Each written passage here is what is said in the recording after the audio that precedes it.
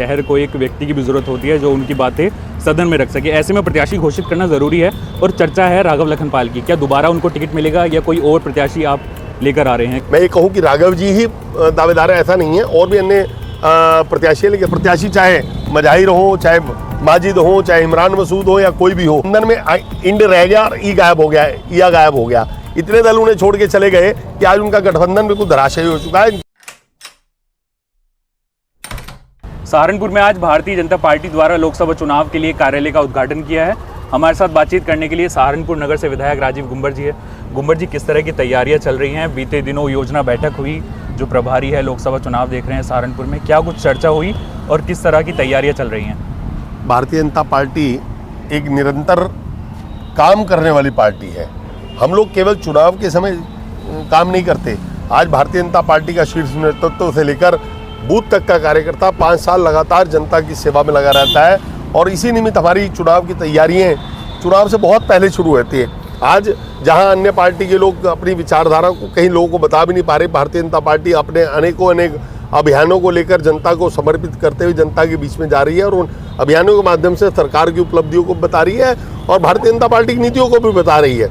इसी निमित्त आज हमारा लोकसभा प्रत्याशी तो घोषित नहीं हुआ, लेकिन हमारा लोकसभा का प्रत्याशी हमारा कमल का फूल है, इसलिए आज हमारे लोकसभा के कार्यालय का उद्घाटन भी हो रहा है। कोई भी योजना बैठक होती है वो संगठन की बैठक होती है, ना कि प्रत्याशी की बैठक।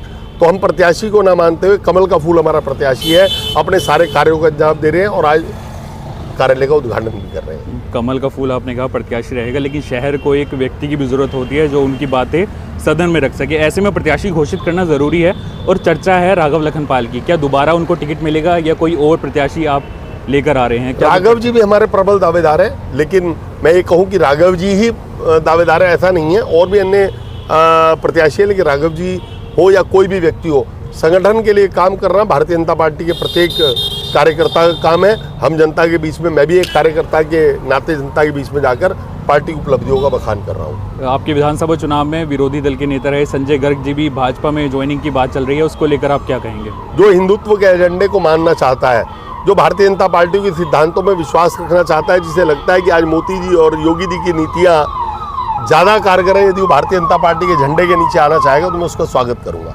इंडिया अलायंस में सपा ने भी सीट शेयरिंग की पूरी तरह बिसाक बिछा दी है, 17 सीटें हुई है, और सहारनपुर में कांग्रेस से इमरान मसूद आ रहे हैं। कैसा गठबंधन चुनाव का कोई अस्तित्व ही नहीं रहा। गठबंधन में इंड रह गया और ई गायब हो गया, या गायब हो गया। इतने दल उन्हें छोड़ के चले गए कि आज उनका गठबंधन बिल्कुल धराशायी हो चुका है। इन गठबंधन से कोई फर्क नहीं पड़ने वाला। अब की बार 400 पार।